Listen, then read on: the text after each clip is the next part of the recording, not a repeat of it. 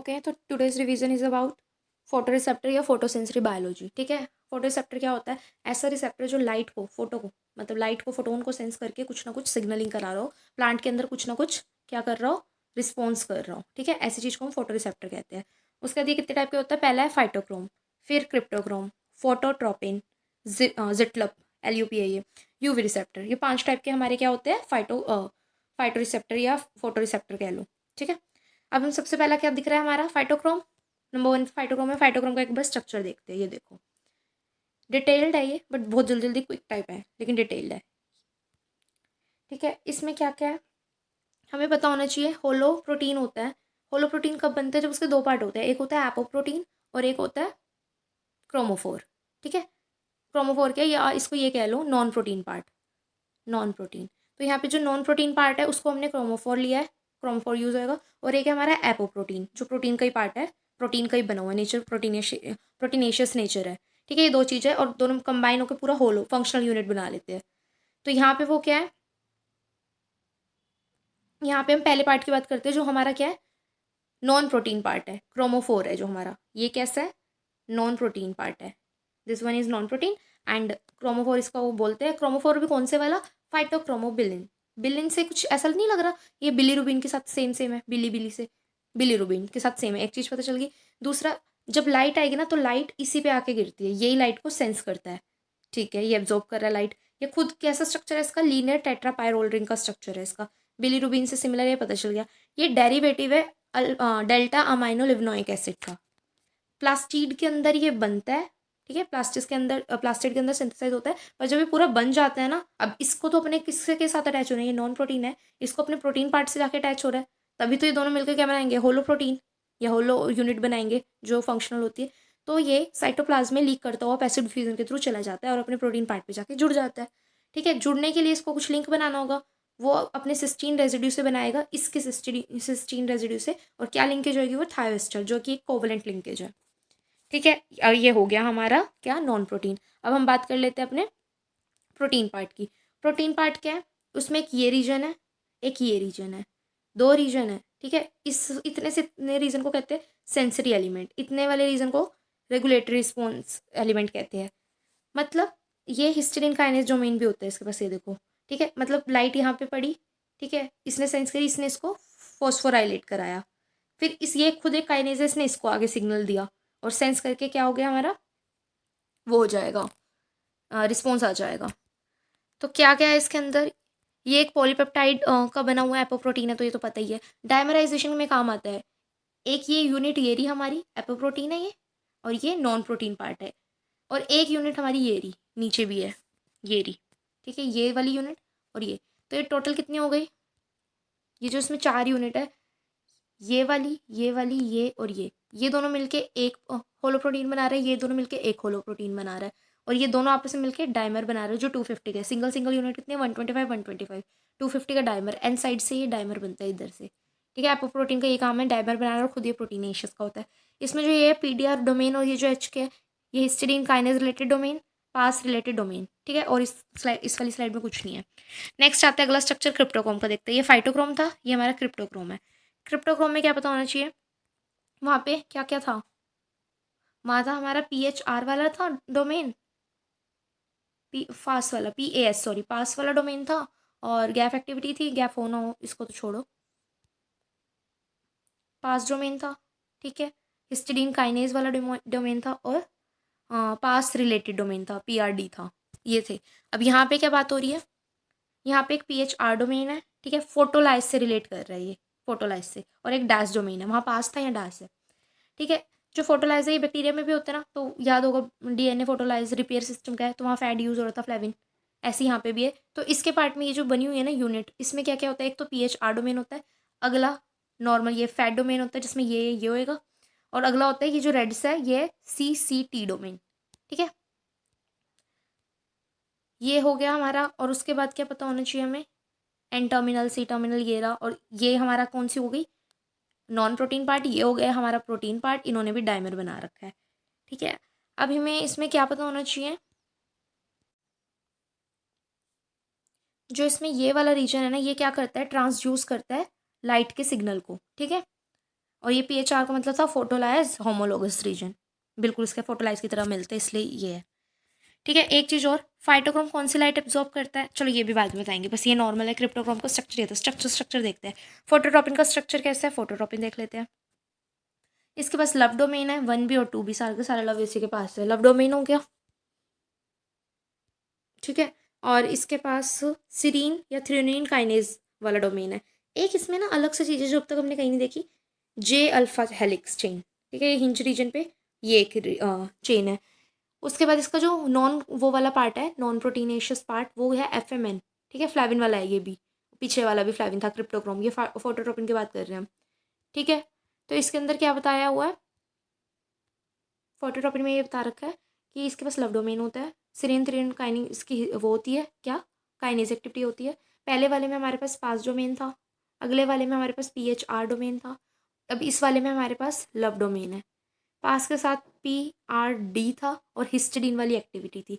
इसके साथ कौन सा डास रीजन था, बट इसके साथ भी हिस्टिडीन की एक्टिविटी। इसके साथ कौन सा है, SG सीरीन और थ्रेओनीन की काइनेज एक्टिविटीज़ है, प्लस इसमें जे अल्फा है।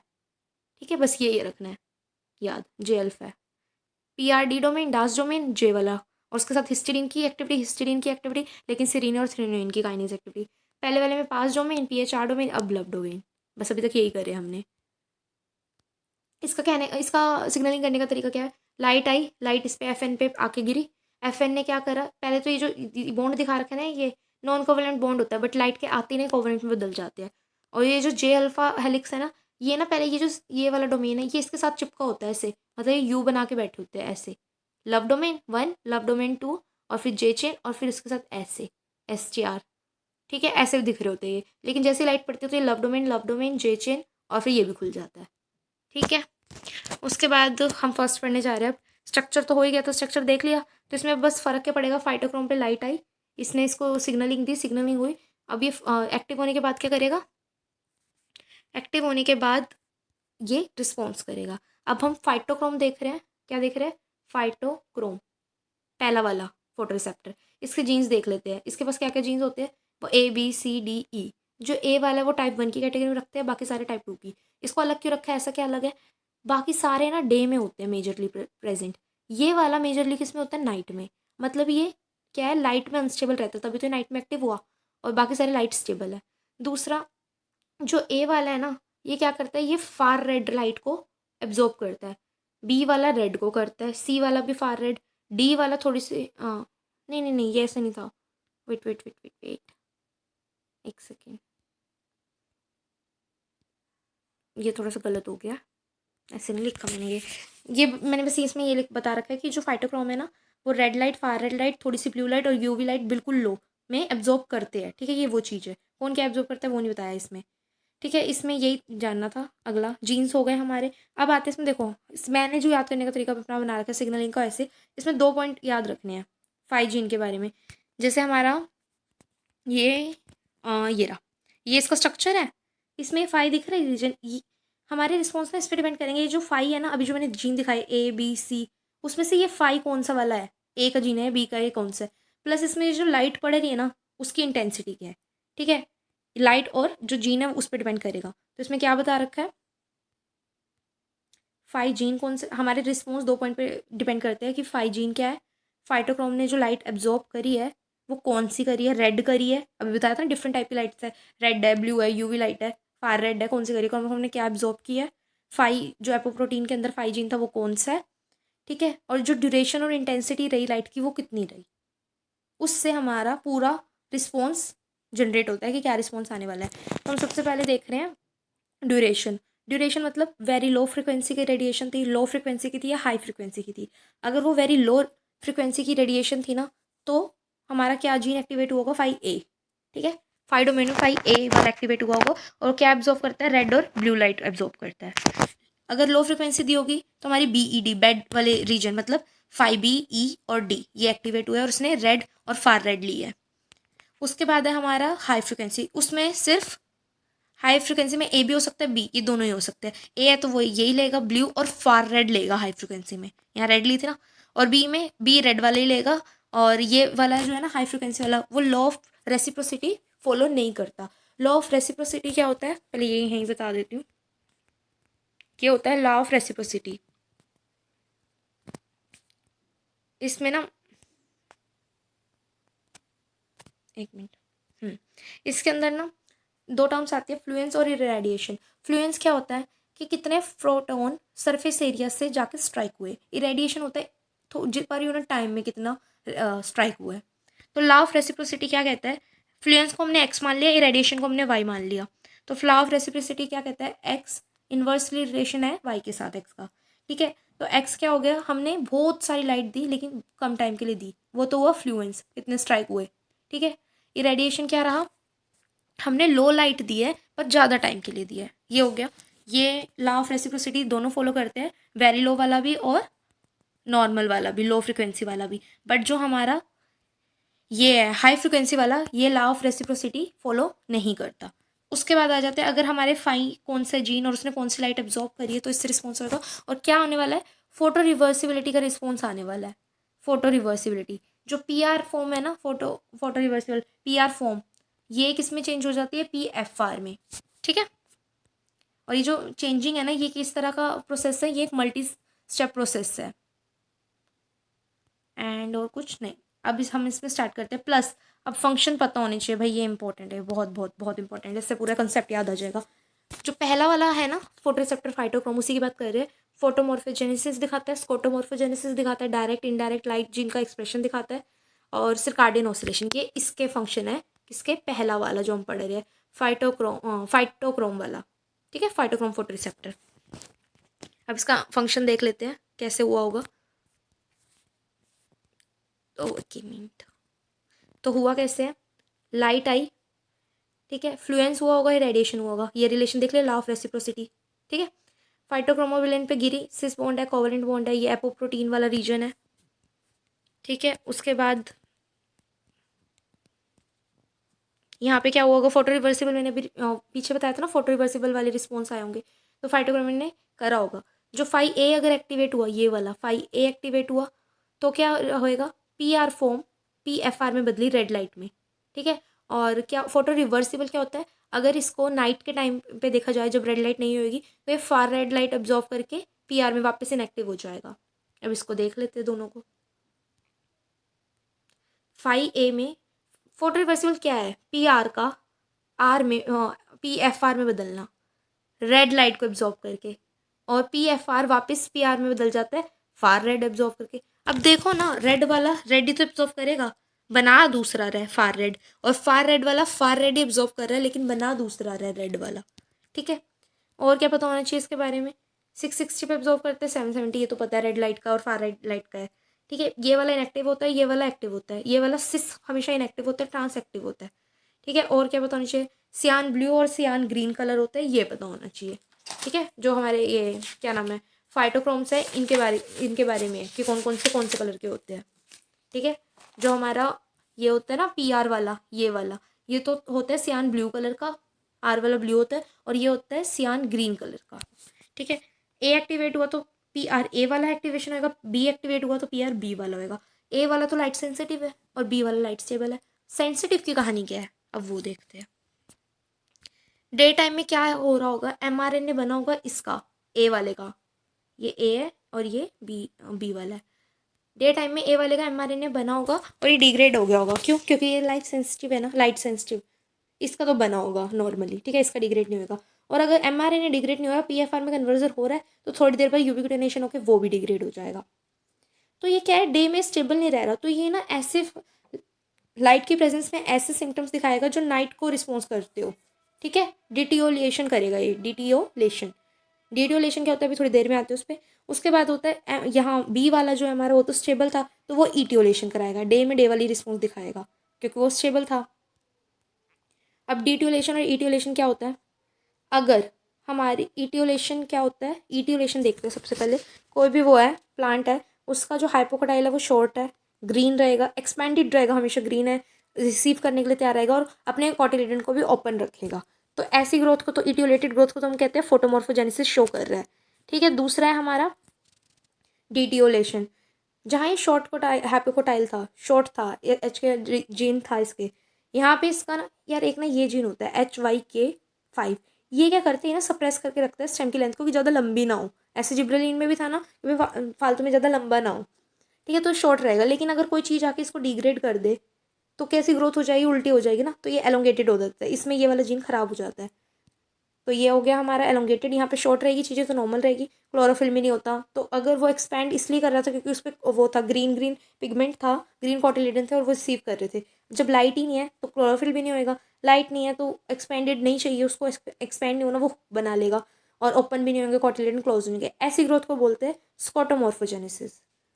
तो डीटियोलेशन के साथ स्कोटोमॉर्फोजेनेसिस रिलेट करता है और ईटियोलेशन के साथ फोटोमॉर्फोजेनेसिस, ये की बात है। ठीक है, ये हो गया था, ये लॉ ऑफ रेसिप्रोसिटी हो चुका है। वो जो हमने अभी ये पढ़ा ना, ये वाला सारा, ये देखो लाइट आई, फिर PR फॉर्म का कन्वर्जन हुआ फोटो रिवर्सिबल का, और ईटियोलेशन, डिटियोलेशन, फोटोमॉर्फोजेनेसिस और फोटोमॉर्फोजेनेसिस ग्रोथ जो भी दिखाई गई, वो तो सारी थी डायरेक्ट। अब हम पढ़ रहे हैं इनडायरेक्ट सिग्नलिंग। इनडायरेक्ट सिग्नलिंग में क्या हो रहा है, जैसे हमने लिया, एक मिनट मैं इसको जूम कर लेती हूँ। जैसे हमारा 5FA जो बना था ना, वहाँ पे थोड़ा सा भी वो डिग्रेड हो गया था, तो डिटियोलेशन होना ही है जब ये डिग्रेड हो गया था। पर जो बना था ना, वो भी अगर बनेगा ना, तब भी वो रिस्पॉन्स ऐसे कराएगा कि इनडायरेक्टली भी क्या ही हो, डिटियोलेशन। डायरेक्टली क्या हो रहा है कि ये बनकर क्या हो रहा है, डिग्रेड हो रहा है, खत्म हो रहा है। ठीक है, ये क्या चाहेगा कि इनडायरेक्टली भी अगर ये बच गया थोड़ा सा भी, जो भी वो रिस्पॉन्स भी कैसा दे, इनडायरेक्टली भी ये डिटियोलेशन ही करे। ठीक है,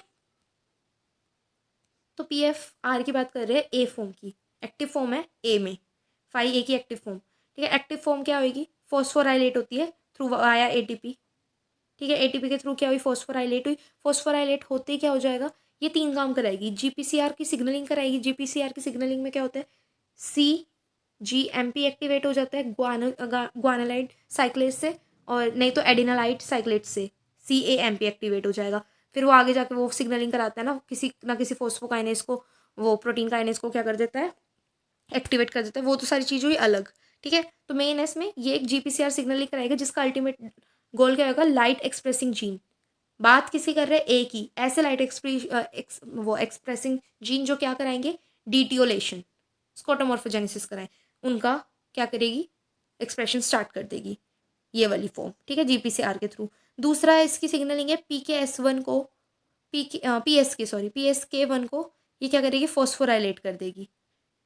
तीसरा क्या है, ये न्यूक्लियस में जा सकती है। न्यूक्लियस में जाने के लिए इसके पास न्यूक्लियर लोकलाइजेशन सीक्वेंस होना चाहिए, लेकिन वो तो इसके पास नहीं है। तो एक प्रोटीन के साथ अटैच होता है 5 प्रोटीन। 5 प्रोटीन क्या है, फार रेड, ये फार रेड से एक्टिवेट हुई थी ना, फार रेड एलोंगेटेड हाइपोकोटाइल 1।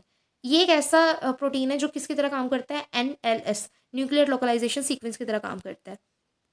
ठीक है, ये आ गई न्यूक्लियस में। अब इसको भी पहुंचा देते हैं बी फॉर्म को न्यूक्लियस में। बी फॉर्म क्या कर रहा है बी फॉर्म क्या करेगा, ये एक्टिव हुआ, ये भी GPCR सिग्नलिंग करेंगे जो लाइट एक्सप्रेसिंग जीन करेगी। पर ये लाइट एक्सप्रेसिंग जीन कैसे होने चाहिए, ईटियोलेटेड, फोटोमॉर्फोजेनेसिस शो करना चाहिए।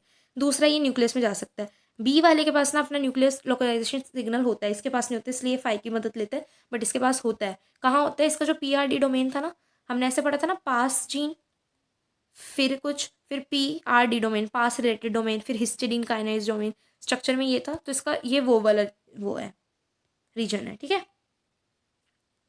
अब दोनों न्यूक्लियस में आ गए, अब आगे चल जाते हैं कहानी। न्यूक्लियस में आने के बाद क्या क्या ये रिस्पॉन्स करेंगे। ये ए फॉर्म पहुंच गई है फॉस्फोराइलेटेड, और ये बी फॉर्म पहुंच गई है न्यूक्लियस के अंदर। ये आते अपने लाइट हार्वेस्टिंग जीन जो है, या लाइट एक्सप्रेसिंग जीन है, उसको क्या करेगी, एक्सप्रेशन शुरू कर देगी। और नाइट में जो रिस्पॉन्स आते हैं ना, ड्यूटिलेटेड ग्रोथ, वो आने शुरू हो जाएंगे। दूसरा क्या होएगा यहाँ पे, अरे एक मिनट, ये वाला आएगा इधर। दूसरा क्या होएगा यहाँ पे, जो बी वाली फॉर्म है वो भी यहाँ पहुंच जाएगी। वो सबसे पहले क्या करेगी, पिफ है एक जीन, उसको रिमूव करेगी। क्यों रिमूव करेगी, क्योंकि उसने ना मिब की, यार जैसे DNA था ना, हमने अभी उसमें भी पढ़ा था हॉर्मोन्स में कि कोई ना कोई इनहिबिटर होता है। तो ये हमारा क्या है, MYB, मिब रीजन है। इसके ऊपर क्या है, क्या लगा हुआ है, पिफ। पिफ को हटाना है, तभी तो इसकी सिंथेसाइज होगी और लाइट वाली एक्सप्रेशन होंगे। तो क्या हो रहा होता है, जो ये पिफ रीजन है ना, पिफ का अगर यूबिक्विटिनेशन होएगा, कि वो हटेगा, तो वो क्या कराता है, डिटियोलेशन वाली चीज़ें कराता है। नॉर्मली मतलब इस टाइम पे अगर जब पिफ लगा हुआ है तो वहाँ पे क्या हो रहा होगा, ईटियोलेशन, जो बी का काम है, मतलब बी इट्यूलेशन ही कराता है, बट बी इसको भी हेल्प करता है। अगर बी कुछ चेंजेस करेगा ना इनमें, तो ये वाली ग्रोथ होएगी जो भी हमारे वो, और उसका काम क्या है, ये फाइव वाले रीजन के अंदर ही तो है सारे जीन, तो उसका काम क्या है, वो डिट्यूलेशन भी करा देगा और इट्यूलेशन भी। नॉर्मली बी वाला जो फाइव है ना, वो इट्यूलेशन के लिए होता है, बट अगर ये रिमूव करते हैं तो ये हमारा ये वाला एक्टिवेट हो जाता है पाथवे। ठीक है, तो इसने क्या करा है अभी, पिफ वाले को रिमूव करा तो मिब एक्टिवेट हो गया। मिब अब आगे जाके क्या बनाता है, लाइट हार्वेस्टिंग जीन बनाता है और उनके कॉम्प्लेक्स बनाता है LHB और CCA। ये जो LHB और CCA है ना, LHB हमारे जैसे DNA है, ये भी DNA, एक मिनट यार दोबारा बनाते हैं DNA। ये ये DNA है और ये रहा DNA। ये इसका क्या है, मिब रीजन, जिससे अभी क्या बना LHB, और ये इसका एक और रीजन है G बॉक्स।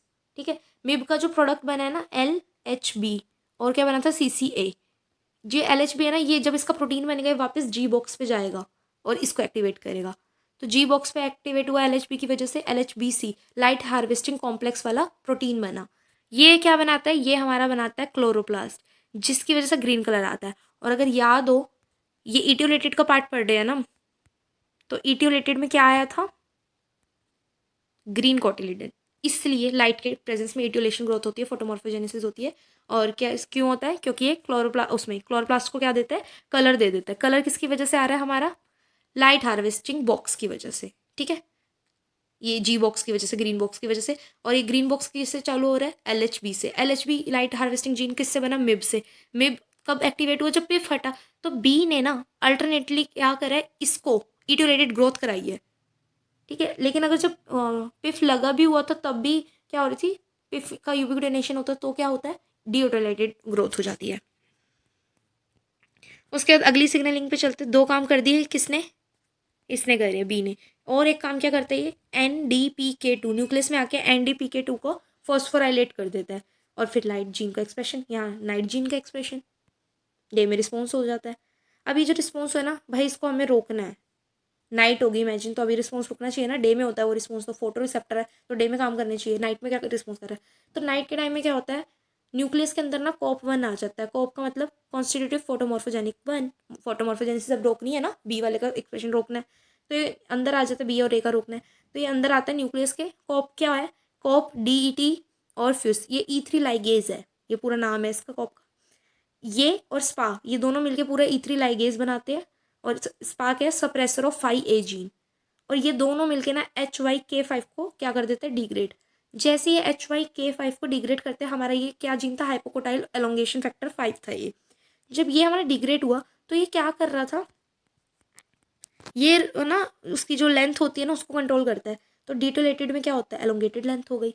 हाइपोकोटाइल H वाला जो मैंने भी यही बताया था ना, HYK5 है, वो नॉर्मल हाइपोकोटाइल की जो हाइट है उसको बना के रखता है। बट अगर ये डिग्रेड हुआ तो बदल जाएगा हमारा इट्यूलेशन से डिट्यूलेशन में। और डिट्यूलेशन कब हो रहा था, नाइट के टाइम पे। तो ये वाली ग्रोथ दिखाएगा। ठीक है, और लाइट एक्सप्रेशन और क्या काम करेगा साथ में, जो बी वाला जीन है ना, ये किसकी वजह से हो रहा था, बी की वजह से। ये क्या था, ए वाला, इसमें तो डिटोलेशन आ गया, बी में इटोलेशन है लेकिन हमने तो नाइट कर रखी है, तो इसको ये ऑफ करेगा, ब्लॉक कर देगा। अब एक बार जो हमने पढ़ा है ना उसको एक बार फ्लो चार्ट में देख लेते हैं क्या हुआ है। PFR-A active form, PFR-B active form, PRA से PRB से बना है। ठीक है, ATP से PFR फॉस्फोराइलेट हो गया, दोनों BB AB। इसने G प्रोटीन को एक्टिवेट करा। G प्रोटीन CGMP पाथवे से और CAMP पाथवे जिसमें कैल्शियम इन्वॉल्व होता है, उस पाथवे से लाइट एक्सप्रेसिंग जीन को एक्टिवेट कर रहे हैं। ठीक है, और क्या कर रहा है, ये तो G प्रोटीन के थ्रू कर रहे हैं, या वो डायरेक्टली भी कर सकते हैं। ठीक है, या वो क्या कर रहा है, जैसे ये है न्यूक्लियस में गया बी फॉर्म, इसने पिफ जो था ना, पिफ ये हटा देता है, ये वाला जो है ना बी फॉर्म, ये पिफ को हटा देता है। पिफ के हटते ही क्या होता है, मिब एक्टिवेट, मिब के एक्टिवेट होते ही LHB बना, LHB के बनते ही लाइट हार्वेस्टिंग कॉम्प्लेक्स बना, वो बनते ही ग्रीन कलर। ठीक है, एक साइकिल ये हो गई। दूसरा NDPK को फॉस्फोराइलेट कर देता है। ठीक है, ये भी इसी में हेल्प करता है लाइट को एक्सप्रेस कराने में उसके जीन। नाइट में क्या हो रहा होता है, नाइट टाइम में COP1 न्यूक्लियस के अंदर आ जाता है और स्पा से मिलके क्या बना लेता है, E3 ligase, COP DET FUS plus spa, ये E3 लाइगेस बनाता है और HYK का डिग्रेडेशन कराता है। डिग्रेडेशन हुआ तो स्टेम का वो क्या रहेगा, हाइपोकोटाइल लॉन्ग हो जाएगा, एलोंगेटेड हो जाएगा, और ये किसका फीचर है, डिटोलेशन का, इसका ऑटोमॉर्फोजेनेसिस शो करेगा।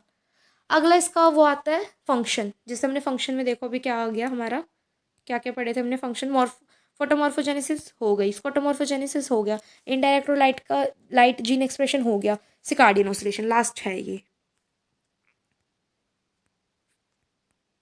सिकार्डियन ऑसिलेशन में क्या हो रहा है, ये भी इंपॉर्टेंट है भाई, मैं इसमें बहुत कंफ्यूज होती थी, तो मैंने इसको बना ही लिया कैसे बना करना है। सिकार्डियन ऑसिलेशन ये है कि 24 में कैसे 24 आवर्स की रेगुलेशन कैसे बैठी हुई है, ठीक है, सबकी अपनी अपनी सिकार्डियन ऑसिलेशन होता है। इसमें क्या है, इमेजिन अर्ली मॉर्निंग है, ठीक है, नाइट से शुरू करते हैं। नाइट में क्या है, टॉक वन, ये एक इवनिंग सीन है। नाइट होते होते ना इसका एक्सप्रेशन बहुत ज़्यादा बढ़ जाता है, जैसे ही बढ़ा तो ये ना क्या करता है भाई, अब इसका एक्सप्रेशन बढ़ा हुआ है नाइट से अर्ली मॉर्निंग के बीच तक, अर्ली मॉर्निंग में भी बढ़ा हुआ है, अभी धूप बहुत निकली नहीं है, बिल्कुल अर्ली वाली मॉर्निंग है, बिल्कुल सुबह सुबह वाली, ठीक है। क्या हो रखा है, इसका टॉक का जो एक्सप्रेशन है बड़ा हुआ है, तो ये सिंथेसाइज कराता है LHY और CCA, ये वही वाले जीन है जो अभी क्या करा रहे थे, लाइट हार्वेस्टिंग कॉम्प्लेक्स बना रहे थे ना मिब से एक्टिवेट होके, बट ये इनएक्टिव होता है। टॉक ने सिंथेसाइज तो कर दिया पर ये इनएक्टिव है, क्यों, मिब प्रोटीन तो था नहीं। मिब कब बनता था, मिब प्रोटीन कब बन रहा था, जब लाइट आ रही थी, लाइट पड़ रही थी, एफ वाली फॉर्म बन रही थी, FR वाली फॉर्म, फार रेड वाली फॉर्म बन रही थी, और वो पिफ को हटा रही थी, पिफ हट रहा था तो मिब अपना जीन बना रहा था, तो मिब तो दिन में एक्टिवेट होगा ना, अर्ली मॉर्निंग में कैसे हो जाएगा जब लाइट ही नहीं पड़ी, ठीक है। तो ये बन गया है यहाँ पे हमारा कंपाउंड, लेकिन वो इनएक्टिव पड़ा बिकॉज उसका रेगुलेटरी प्रोटीन मिब वो नहीं बना अभी, ठीक है। हम वेट करते हैं, क्या होती है, दोपहर आ जाती है, एकदम धूप आ जाती है, बिल्कुल मॉर्निंग वाला टाइम हो रहा होता है, 10 से 12 वाला ले लो, लाइट पड़ी, मिब एक्टिवेट हो गया, मिब एक्टिवेट हुआ तो इसने इन दो जो ये बने थे इनको भी एक्टिवेट कर दिया। इनके बनते ही क्या होता है, ये भाई उल्टे है, टॉक ने इसको बनाया, ये टॉक को ही रिप्रेस कर रहे हैं, वो कह रहे तू तो इवनिंग चीन है, तू यहाँ क्या कर रहा है, तेरा तो नाइट में काम होता है ना सिंथेसाइज करने के लिए। और प्लस से लाइट हार्वेस्टिंग कॉम्प्लेक्स के जो जीन है बी के, वो भी इन्होंने क्या कर दिया, एक्टिवेट कर दिए। लाइट हार्वेस्टिंग कॉम्प्लेक्स बी क्यों है, क्योंकि PFR-B वाली फॉर्म है, ये बी इसलिए है। उसके बाद है हमारा, अब धीरे धीरे क्या हो रहा होगा, मॉर्निंग से क्या हुआ होगा, इवनिंग का टाइम हो रहा होगा, इवनिंग टाइम में क्या होता है, मॉर्निंग जा रहा है तो मिब जो एक्टिवेट था वो धीरे धीरे कम होएगा, क्योंकि लाइट ही तो उसका रिस्पॉन्स कर रही है, लाइट बंद हुई तो PFR-B वो भी कम हुआ, ये कम हुआ तो फिर पिफ आने लग जाएंगे, क्योंकि उसको पकड़ने वाला PFR-B तो है नहीं, पिफ भी आने लग जाएंगे, पिफ आने लगे तो मिब को रुकना ही पड़ेगा, तो मिब कम हुआ जिसकी वजह से टॉक ज़्यादा हुआ, टॉक ज़्यादा हुआ तो मतलब LHY और CCA कम हो गया, और धीरे धीरे नाइट में आते हुए टॉक बढ़ गया, फिर ये सिंथेसाइज करेगा, फिर ये इनएक्टिव होंगे, फिर मिब आएगा, फिर ये एक्टिवेट होंगे और इसी को टॉक टॉक को ही रोकेंगे, फिर टॉक बढ़ेगा धीरे धीरे, ये स्कार्डिंग ऑसिलेशन, ठीक है। उसके बाद हम करते हैं अगला क्रिप्टोक्रोम। क्रिप्टोक्रोम में ये स्ट्रक्चर है, ये याद ही है ना, ये इसका non protein, protein part, PHR domain, fat domain, CCT domain. CCT domain क्या होता है भाई, CCT डोमेन वो होता है, ये किसके साथ इंटरेक्ट करता है, स्पा के साथ और कॉप के साथ। ये कौन से थे, ये वही दोनों थे ना जो डिग्रेडेशन कराए थे HYK का। अगर ये CCT डोमेन इसके साथ इंटरेक्ट कर लेना तो ये आपस में नहीं जुड़ेंगे, आपस में नहीं जुड़ेंगे तो E3 का लाइगेशन नहीं होएगा, वो जो E3 लाइगेज बनता है वो डिग्रेड नहीं करेगा हमारा HYK को, HYK5 को डिग्रेड नहीं हुआ तो फिर डीडियोलेशन वाली ग्रोथ नहीं देखने को मिलेगी, ईटियोलेशन ही मिलेगा, हमेशा नॉर्मल स्टेम रहेगी, स्टेम की ग्रोथ नॉर्मल रहेगी। तो अब हम क्रिप्टोक्रोम पढ़े, क्रिप्टोक्रोम के जीन देख लेते हैं।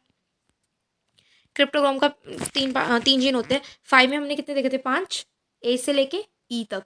अब क्रिप्टोग्राम का देख रहे हैं हम, क्रिप्टोग्राम में 3 जीन होते हैं, 5 वाला जीन कहाँ पे था, प्लास्टिड में बन रहा था और साइटोप्लाज्म में लीक होके आ गया था। क्राई 1 न्यूक्लियस में रहते हैं, क्राई 2 भी न्यूक्लियस में, क्राई 3 क्लोरोप्लास्ट या प्लास्टिड कह लो और माइटोकॉन्ड्रिया में रहता है।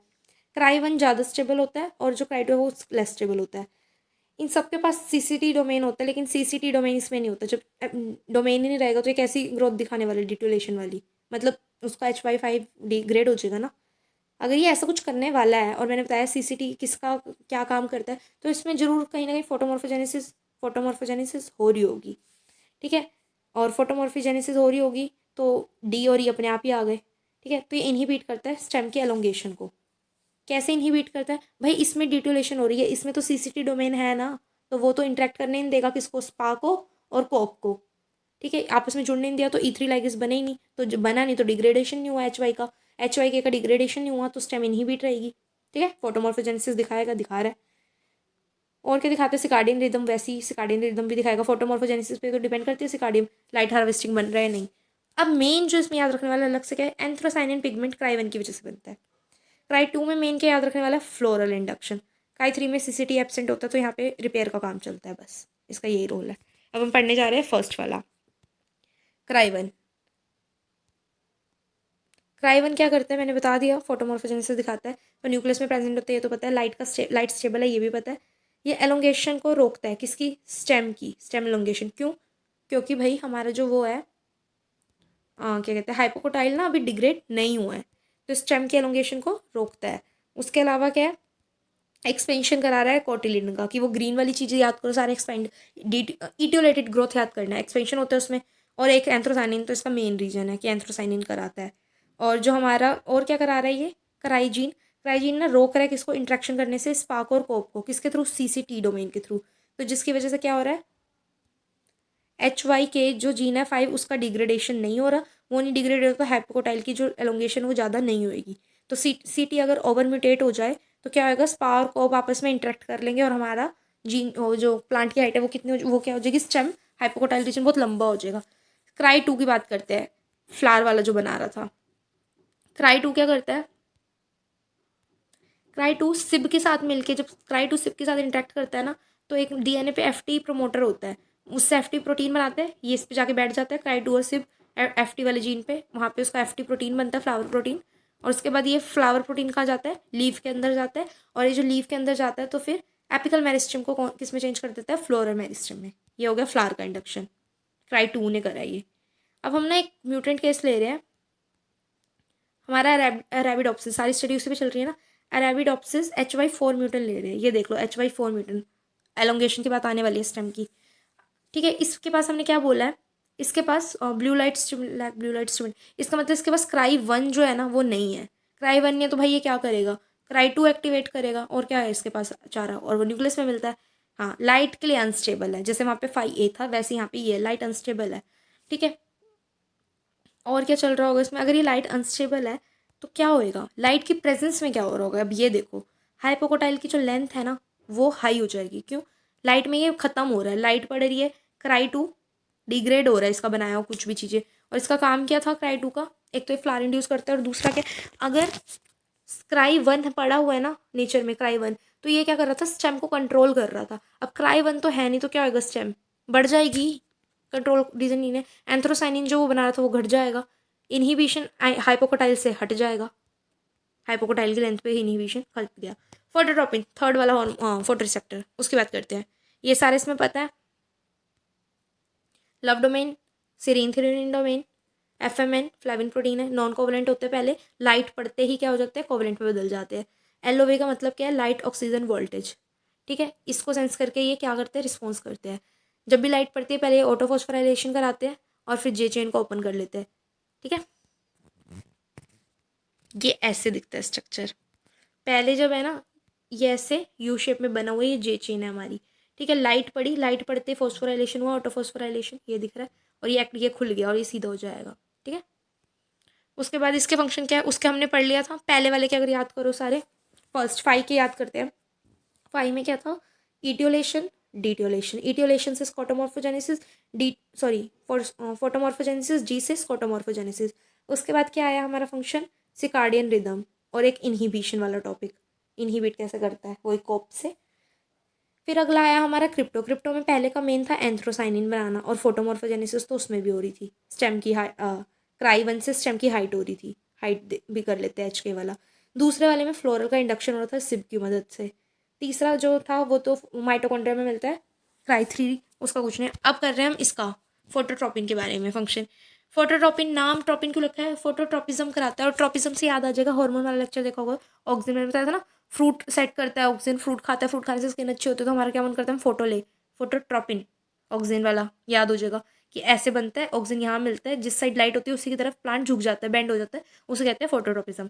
दूसरा इसमें हमने पढ़ना है क्लोरोप्लास्ट की मूवमेंट होती है, कैसे मूवमेंट होती है, कुछ मूवमेंट के लिए हमेशा मोटर प्रोटीन चाहिए होता है, तो मोटर काइनेज आके मोटर प्रोटीन को, मायोसिन के मोटर प्रोटीन को फॉस्फोराइलेट करता है और मूवमेंट शुरू होती है क्लोरोप्लास्ट की। तीसरा है हमारा स्टोमेटल की ओपनिंग होना, स्टोमेटल ओपनिंग भी किसका है, फोटोट्रोपिन का फंक्शन है। ये 3 पढ़ने हमने।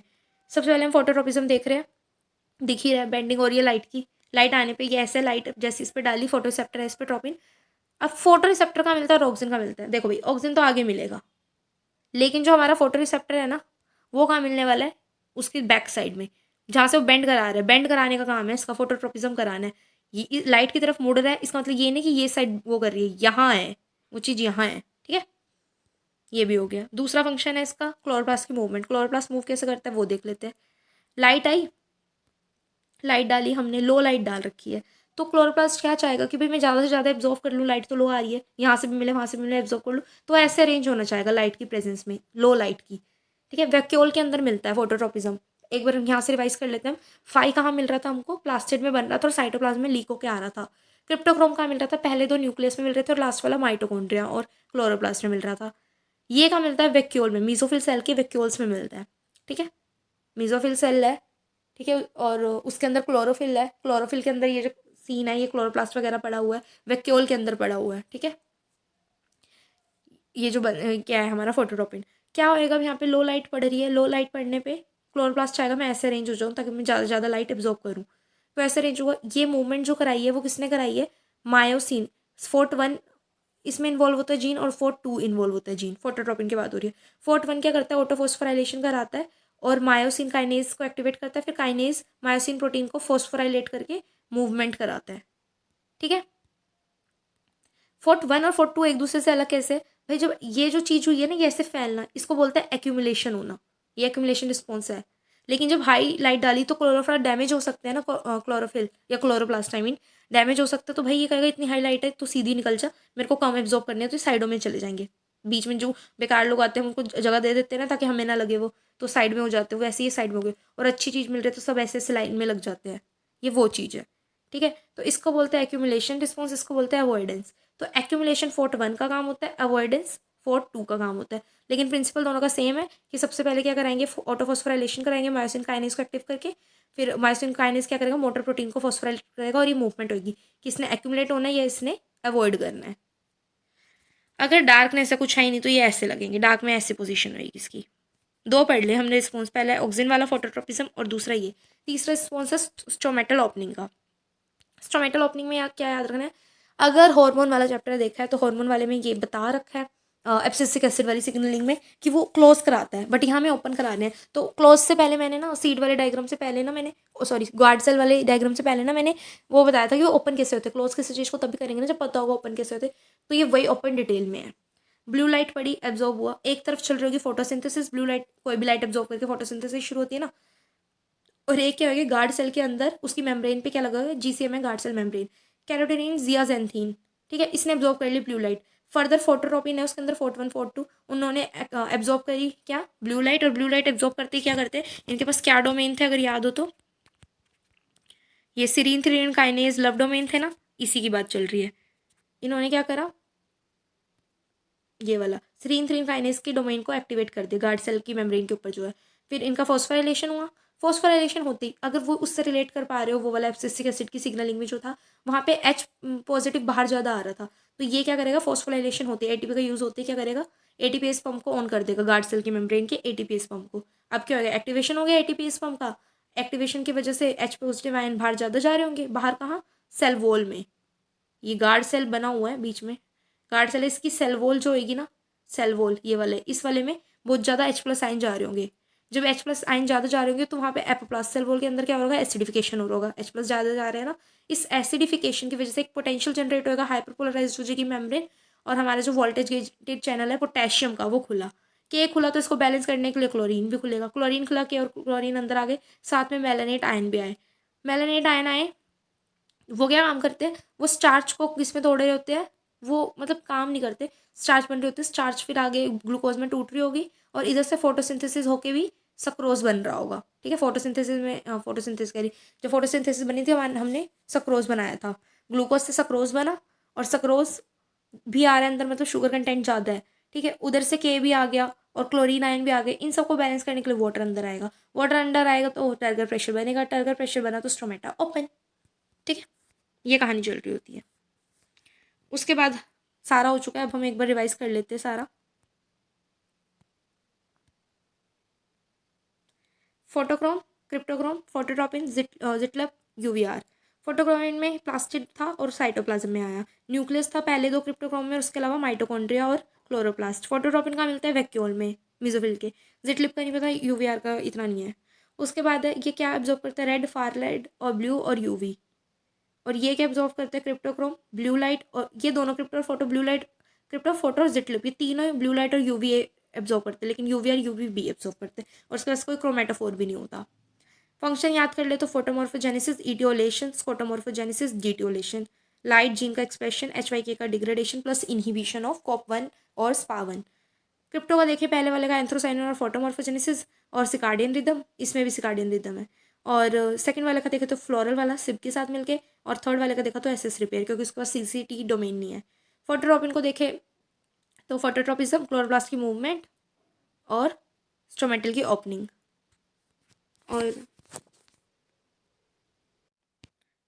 और इसको देखा जाए, फोटोट्रॉपिन हो गया स्टोमेटल ओपनिंग, इसमें फोटो पीरियोडिज्म आएगा जिटलिप में। फोटो पीरियोडिज्म रह गया ना, फोटो पीरियोडिज्म अगले उसमें फोटो पीरियोडिज्म भी कर लेते हैं इसमें। ठीक है, फोटो पीरियोडिज्म क्या है कि डे लेंथ में कितना वो परसेप्शन है, कितना उसको डे में लाइट लेनी पड़ेगी कि वो फ्लावरिंग इंड्यूस करे। तो ये किसका पार्ट है? ये हमारा पार्ट है जिटलिप का। ठीक है, अब एक और रह गया फिनोमिना सिर्फ, फोटो पीरियोडिज्म, वो देख लेते हैं। वो अलग से भी पढ़ना है और जिटलिप के थ्रू भी पढ़ना है, तो वो अभी पढ़ा देते हैं। तो जिटलिप का फोटो पीरियोडिज्म देख लेते हैं। फोटोट्रॉपिज्म क्या है? बेंड होना। फोटो पीरियोडिज्म मतलब कितना उसको डे लेंथ चाहिए एक फ्लावर को इंड्यूस करने के लिए। तो फोटो पीरियोडिज्म हो गया flowering is dependent on light duration. ठीक है, इसमें कितने होते हैं? लॉन्ग डे प्लांट होता है, short day and dual day. Long day में क्या होता है? जो क्रिटिकल डे लेंथ है ना, उससे तो ज़्यादा लाइट चाहिए। जैसे इमेजिन 24 का दिन मान लिया तो 12 क्रिटिकल हो गया उसके लिए, 12 से तो ज़्यादा ही चाहिए। शॉर्ट डे 12 से कम चाहिए। डुअल डे डिपेंड करता है क्या है, लाइट की कंडीशन पे, लाइट और डार्क की कंडीशन पे डिपेंड करता है डुअल डे। वो लॉन्ग शॉर्ट डे प्लांट भी हो सकता है और शॉर्ट लॉन्ग डे प्लांट भी हो सकता है। इसका मतलब क्या होता है? लॉन्ग शॉर्ट डे का मतलब होता है, लॉन्ग शॉर्ट का मतलब long day followed bye short day. Long है पहले तो एल से, long day followed bye short day. मतलब लॉन्ग डेज कब होते हैं? समर में, विंटर में दिन छोटे हो जाते हैं ना, तो लॉन्ग डे फॉलो हुआ है इससे, शॉर्ट डे से। और short day followed by long day, winter to summer. ठीक है, एक तो हो गया डुअल डे, अब होता है डे न्यूट्रल। इनको तो भाई ये रिस्पॉन्स कर doesn't show any response to the light. ठीक है, लाइट पे रिस्पॉन्स नहीं करते, कर देते हैं ये। टमाटो हमेशा ही मिल रहे होते हैं हमें सर्दी गर्मी में हमेशा ही। इंटरमीडिएट डे प्लांट क्या होता है? इंटरमीडिएट का मतलब बीच का, मिडल वाला, इनको डे लेंथ चाहिए होता है और इनका काम चल जाता है फ्लावरिंग के लिए। अब हम सबसे पहले शॉर्ट डे को देख रहे हैं भाई। इसमें हमें ऐसे क्वेश्चन आएंगे, वेजिटेटिव होएगी, फ्लावर हो रहा है या नहीं हो रहा? नहीं हो रहा तो उसको वेजिटेटिव कह देंगे, और हो रहा है तो उसको रिप्रोडक्टिव कह देंगे।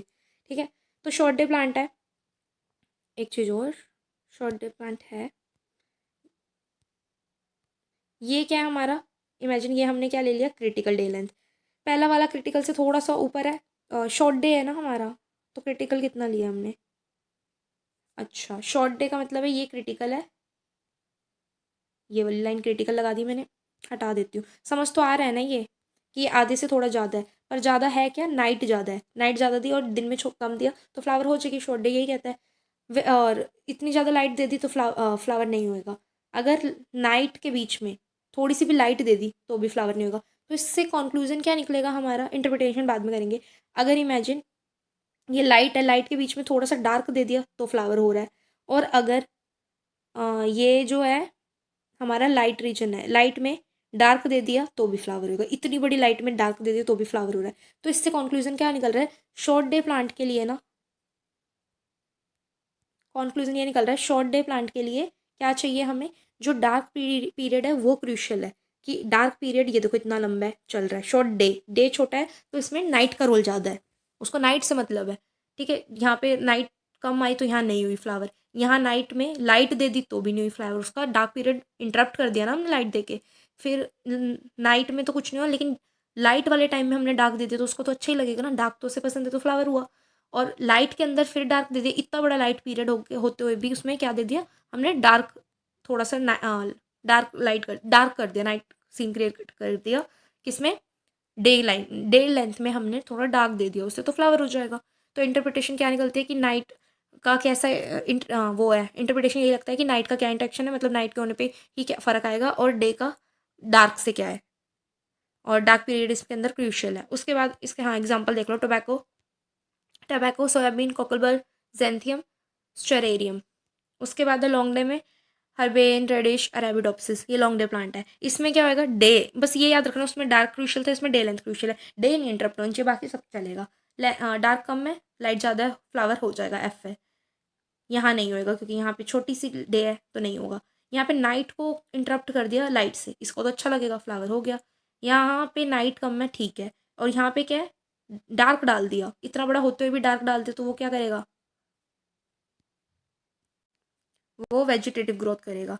और अगर इसके लाइट पीरियड को डार्क से इंटरप्ट करा तो भी वेजिटेटिव, तो डे लेंथ इसमें क्रूशियल है। ठीक है, उसके बाद है हमारा ये क्वेश्चन टाइप है रेड और फायर लाइट के ऊपर। ये क्या ऑब्जर्व करते हैं तो बता दे, 667 70, ये तो हो गया। अब हम नॉर्मल करते हैं। अगर हमें ये दे दियो, इंटरप्शन पे इंटरप्शन दे दियो ना, तो फॉर्मूला सिंपल सा है, लास्ट वाले को देखना है। ठीक है, क्या दे रखा है, दोनों मान के चल रहे हैं। एक तरफ ऊपर वाली साइड हम लॉन्ग डे लेके चल रहे हैं, नीचे वाली साइड हम शॉर्ट डे लेके चल रहे हैं। तो सबसे पहला देख रहे हैं हम, अगर उसने बोला है वो लॉन्ग डे प्लांट है, लॉन्ग डे प्लांट का मतलब क्या होता है, लॉन्ग डे है अगर ये वाली साइड लॉन्ग है और ये वाली साइड शॉर्ट है। लॉन्ग डे प्लांट का मतलब क्या होएगा कि इसको लाइट क्या है, ज़्यादा चाहिए, लाइट ज़्यादा है, हाँ है, फ्लावरिंग हो जाएगी। शॉर्ट डे पहले लॉन्ग डे लेके चलते हैं। फिर अगले वाले में लॉन्ग डे लाइट तो कम है, वेजिटेटिव रहेगा। अगले वाले में लाइट तो कम है, लेकिन यहाँ पे क्या रीजन दे दिया, लाइट दे दी। लाइट कैसे पहचानेंगे, लाइट के लिए हमें अब आगे फार रेड और रेड लाइट का कंसेप्ट। लाइट के लिए हमें क्या ध्यान में होना चाहिए कि भाई जो रेड लाइट है ना हमारी, वो तो एज अ काम करेगी लाइट, कि हमने लाइट से इंटरप्ट करा है, और फार रेड एज अ काम करेगी नाइट का। ठीक है, क्योंकि फार रेड देने पे ही वो नाइट में कन्वर्ट हो रहा था ना, पी एफ में कन्वर्ट हो रहा था नाइट नेगेटिव फॉर्म में, तो उसको ऐसे ही लेके चलेंगे। ठीक है, तो अब कहाँ पे थे हम, हमने एक किसके लिए डे की बात चल रही है, यहाँ एल था, यहाँ एस था। हमने क्या करा है, लॉन्ग डे प्लांट को कम लाइट दी है, लेकिन जो डार्क पीरियड था उसको इंटरप्ट कर दिया किससे, लाइट से, रेड से, तो फ्लावर हो जाएगा, उसको तो अच्छा लगेगा।